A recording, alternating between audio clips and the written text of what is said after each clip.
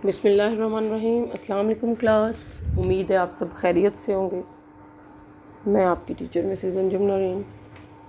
आज हम अपना नेक्स्ट लेक्चर स्टार्ट करते हैं और आज का हमारा टॉपिक है historical development of social welfare in England. अब क्वेश्चन ये पैदा होता है कि आखिर हम historical development of social welfare in England क्यों पढ़ रहे हैं। तो ये है कि दुनिया में अब तक सोशल वेलफेयर मॉडल जो पाया जाता है और जो सोशल वेलफेयर सर्विसेज प्रोवाइड की जाती हैं या एक सोशल वेलफेयर डिपार्टमेंट होना चाहिए, इसका कंसेप्ट सबसे पहले इंग्लैंड ने पेश किया। और उन्होंने जिस तरह से जिन मराहिल से गुज़रे, जिन मदारिज से वो गुज़रे हैं और जो स्टेप्स उन्होंने लिए हैं, उन्हीं को ही पूरी दुनिया में फ़ॉलो किया जा रहा है अब तक। और इस हिस्ट्री को पढ़ने के लिए हम सबसे पहले हिस्टोरिकल डेवलपमेंट जो है इंग्लैंड में किस तरह से हुई, किस तरह से शुरू से उन्होंने सोशल वेलफेयर सर्विसेज देना शुरू की लोगों को और किस तरह से फिर आगे सिलसिला चला। इन द मेडिवल यूरोप से मुराद यूरोप में का मतलब वो दौर जो कि 5 से 15वीं सदी तक है। मतलब अकॉर्डिंग टू जैसे अब इस वक्त आप देखते हैं कि हम 21वीं सदी चल रही है, 21st सेंचुरी है, तो 5th century to 15th century जो है, this is the period that is called medieval. अच्छा जी,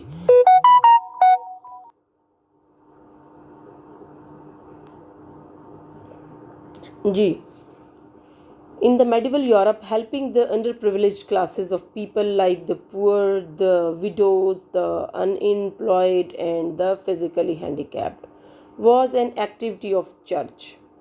मतलब गवर्नमेंट की सतह पर कोई ऐसी एक्टिविटी नहीं थी शुरू में, मेडिवल जो ड्यूरेशन था उसमें 15th सेंचुरी से पहले। अब जो विडोज़ थी, जो बच्चे थे, जो गरीब लोग थे, जो अनएम्प्लॉयड लोग थे या हैंडीकैप्ड थे, उनकी मदद चर्च से की जाती थी। चर्च में लोग अपनी जो आर्म्स वगैरह होती थी, खैरात वगैरह चर्च में जमा कराते और चर्च से लोगों को जो है वो दे दी जाती थी। गवर्नमेंट की सतह पर इस तरह का ऐसा कोई सिलसिला नहीं था until the beginning of the 14th century. तब तक जब तक 14th सेंचुरी स्टार्ट होती है, the king and the parliament didn't interfere with the works of church. 14th century तक ना ही किंग और ना ही उनकी पार्लियामेंट जो है वो चर्च के मामलात में बिल्कुल दखल अंदाजी नहीं करी थी। चर्च खुद से इंडिपेंडेंट था और ख़ुद से उसको चला रहा था। But the break down of feudalism, जैसे फ्यूडलिज्म की वहाँ पे का ख़ात्मा हुआ and the emergence of a new economic order, economic system जब नया आया उनके पास, जब वो लेके आए तो वहाँ पे रिमार्केबल चेंजेस देखने में आई उनकी लाइफ में, जो इंग्लैंड की जो सोसाइटी थी। फिर उसके बाद मामला ये हुआ कि किंग एडवर्ड III जो हैं, इन्होंने स्टेचू ऑफ लेबरर्स का एक स्टेचू बनाकर फिक्स कर दिया, इशू कर दिया।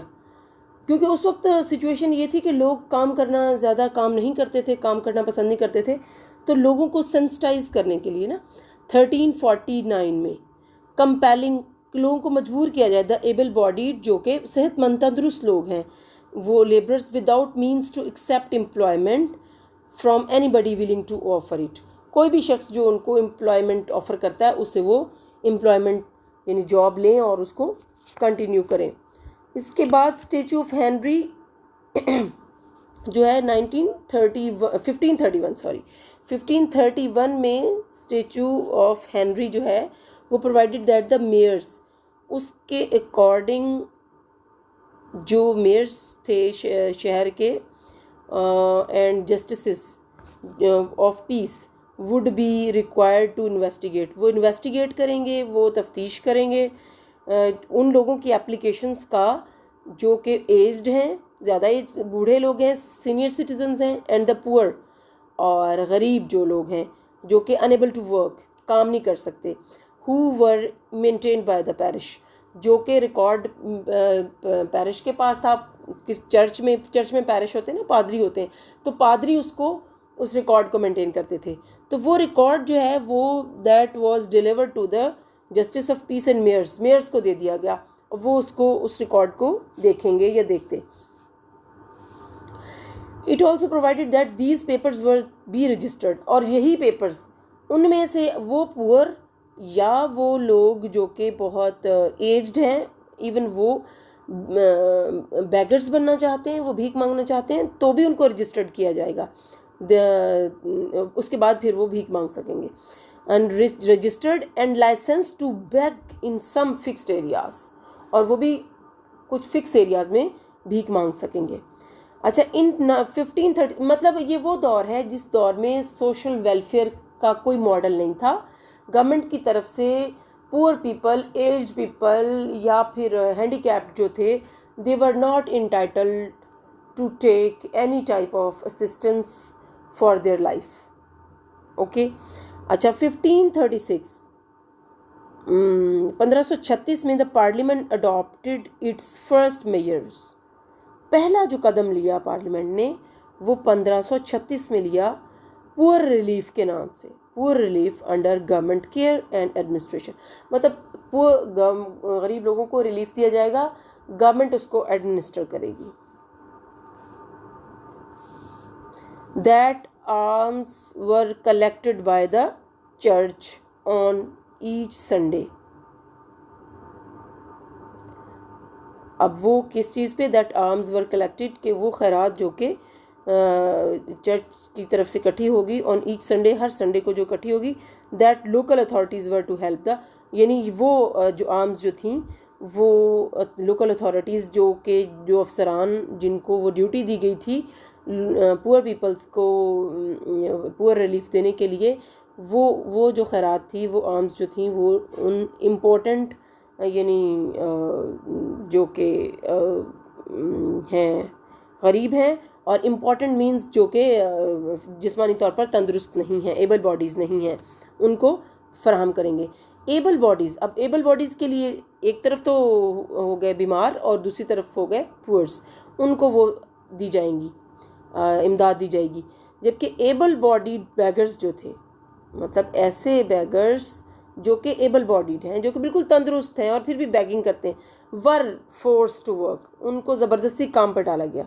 एंड अर्न फॉर देमसेल्व्स, कि वो कम से कम अपने आप के लिए तो वो अर्न करें, एंड फॉर देयर फैमिलीज़, और अपनी फैमिलीज़ के लिए।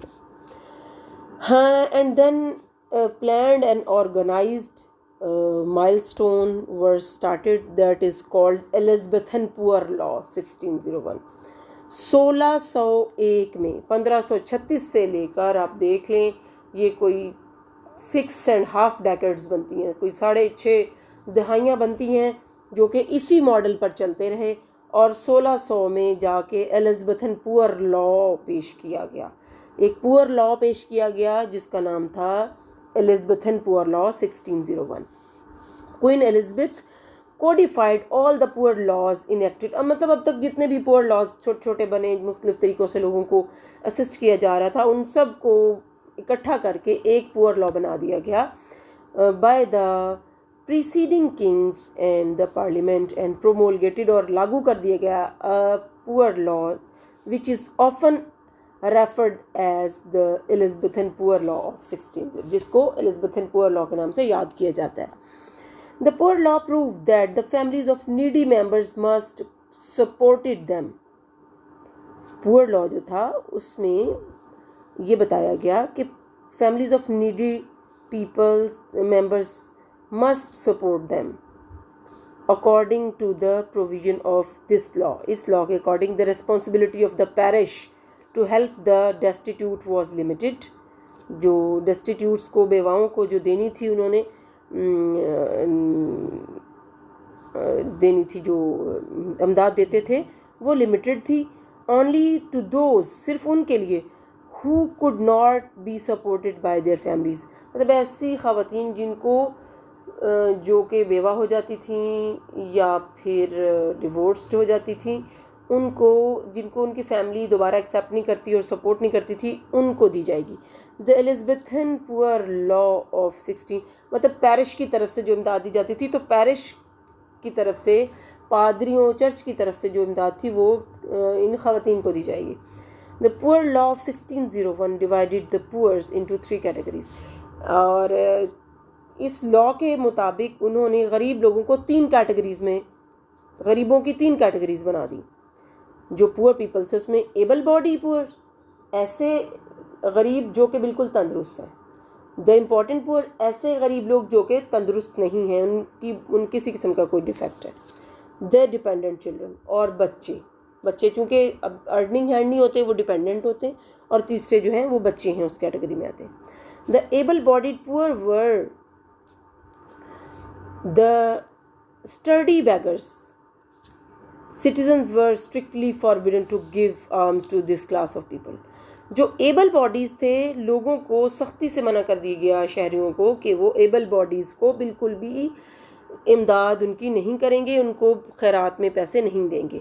दे वर फोर्स टू वर्क, ज़बरदस्ती उनको वर्क हाउसेस, गवर्नमेंट ने वर्क हाउसेस बनाए जिसमें मुख्तलिफ़ चीज़ें बनाई जाती थी, और उन वर्क हाउसेस में उन लोगों को डाला गया, और वो लोग फिर उन वर्क हाउसेस में रह के काम करते, और अपनी जो उनको फिर उसके वर्क हाउसेस में उनकी अकॉर्डिंगली एक्चुअली वर्क हाउसेस जो थे उसमें उनकी रिहाइश भी थी, उनका खाना पीना भी था। तो उनको शुरू में वर्क हाउसेस में सिर्फ उनको खाना पीना, उनकी रिहाइश और बोर्डिंग लॉजिंग पे उनको रखा गया, कोई उनको सैलरीज नहीं थी। और बाद में आहिस्ता आहिस्ता फिर उन वर्क हाउसेस में थोड़ी बहुत सैलरीज भी स्टार्ट हो गई। लेकिन गवर्नमेंट ने एक वर्क हाउसेस बनाए, हल हाउसेस बनाए। उनको किसी को हल हाउसेस का नाम दिया, किसी को वर्क हाउसेस का नाम दिया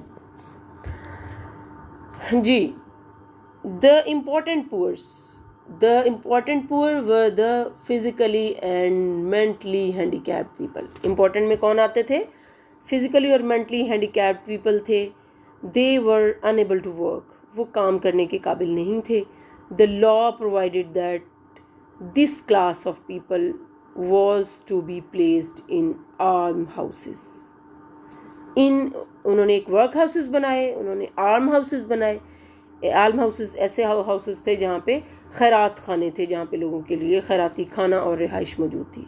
where they were to work within the limit of their capacities, मतलब वहाँ पे देखा जाता था कि कोई शख्स कितना हैंडीकैप है, कितना माजूर है, और उस माजूरी के साथ वो कितने % काम कर सकता है, तो उसको उतने % उससे उतने % ही काम लिया जाता, और उसकी लाइफ आसान हो जाती, और वो काम के भी करता, और उसको एक मसरूफियत मिल जाती, और साथ उसको एक बाइज़्ज़त रोज़गार, उसको बाइज़्ज़त खाना, और उसकी रिहाइश भी उसको आर्म हाउसेस में मिल जाती। मतलब ये कि फर्स्ट कैटेगरी जो एबल बॉडीड बैगर्स थे उनको वर्क हाउसेस में डाल दिया।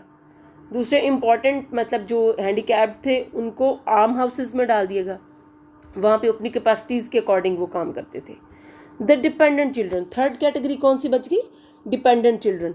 अब डिपेंडेंट चिल्ड्रन जो थे उनको वर ऑर्फन्स, डेफिनेटली डिपेंडेंट चिल्ड्रन जो थे वो बच्चे ऑर्फन्स, जो यतीम बच्चे थे जिनके पेरेंट्स नहीं थे, deserted children and children from very poor families, मतलब ऑर्फन बच्चे, डिजर्टेड बच्चे और गरीब फैमिलीज के बच्चे, ये तीनों थे।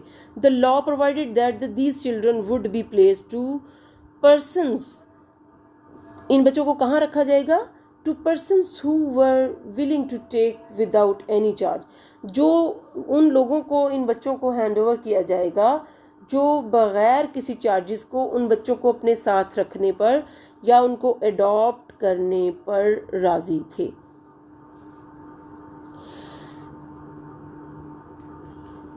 Boys had to learn the trade of their masters, मतलब वो लड़के, चिल्ड्रन में से जो लड़के थे जो उनका मालिक थे, जिनके साथ उनको रखा गया था या जो उनको अडॉप्ट कर लेते थे, उनको मास्टर कहा जाता था।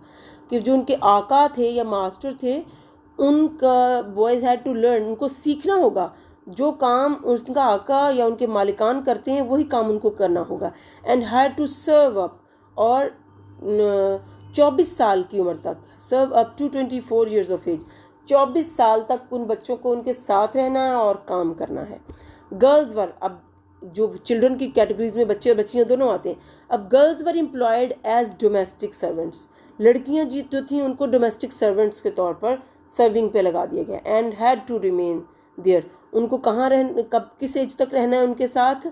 अपनी जो अडॉप्टेड पेरेंट्स हैं या उनके जो अडॉप्टेड मास्टर्स हैं उनके साथ 21 ईयर्स तक, 21 साल तक लड़कियों को अपने मालिक के साथ रहना है और उनको डोमेस्टिक सर्वेंट्स के तौर पर काम करना है।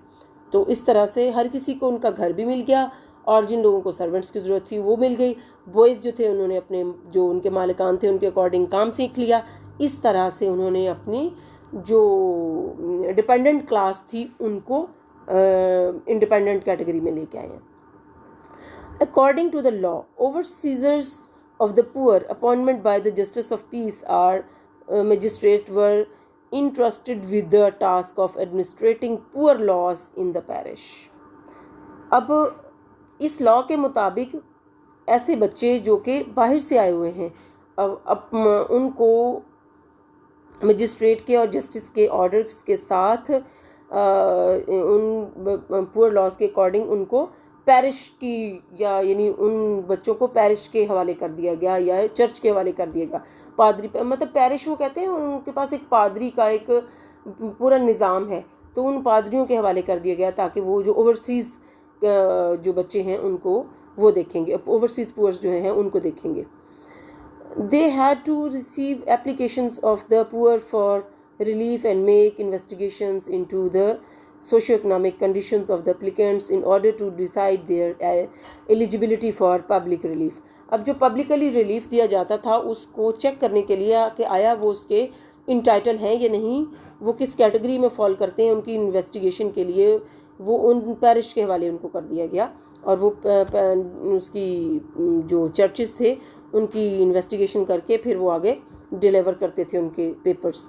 The poor law was financed, poor law को फाइनेंस किया जाता था, जो फंडिंग उसकी हुई मेनली बाय पुअर टैक्सेस जो इकट्ठे होते थे उससे वो पुअर लॉ की कैटेगरी में दिए जाते, which was supplemented by donations. अब उसमें मज़ीद इजाफा करने के लिए डोनेशंस भी लिए जाते थे। एक तरफ पुअर के लिए टैक्सेस लिया जाता, दूसरी तरफ डोनेशन लिए जाते। अब गवर्नमेंट जो रिच लोग थे वो पुअर टैक्स के नाम से एक टैक्स पे करते थे जो कि पुअर टैक्स की कैटेगरी में जाता था और वो पुअर लॉ की उसमें चला जाता और पुअर्स के काम आता। और दूसरी तरफ डोनेशन मतलब poor taxes are imposed, taxes impose किए जाते हैं, ज़बरदस्ती देने होते हैं, जबकि डोनेशन आपकी मर्ज़ी है। जो कि मुखय्यर लोग थे वो डोनेशंस देते, वो भी उसमें पुअर लॉ में चले जाते थे।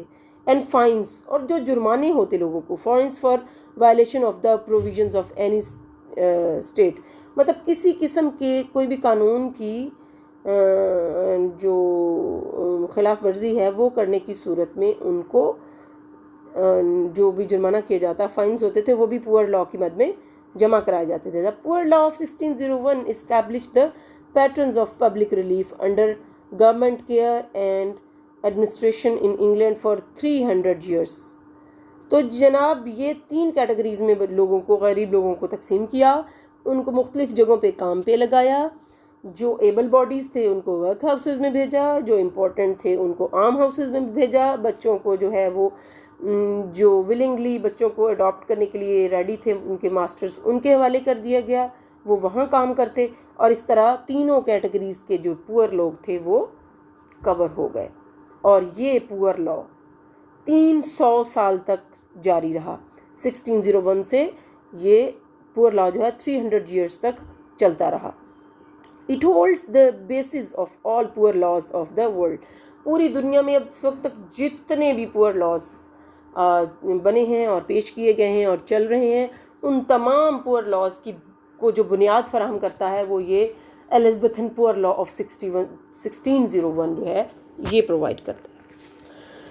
हाँ जी, तो स्टूडेंट्स ये थोड़ा सा डिफरेंट टॉपिक है और ये बहुत लेंथी टॉपिक है। अभी हमने इसको टच किया है, ये ऑलमोस्ट आपके 10 लेक्चर्स होंगे इस पे, तो इंशाल्लाह आप इसको मुकम्मल कर लेंगे और इसको आप याद कीजिए। और इसके भी नोट्स मैं आपको ग्रुप में जो है वो सेंड कर दूंगी और उसका आप प्रिंट आउट ले लीजिए।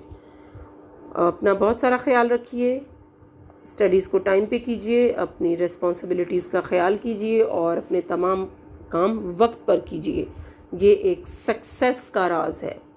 If you want to be successful in your life, then you do your duties, your things in time. Okay, अल्लाह हम यू नासिर हो। अल्लाह हाफिज़।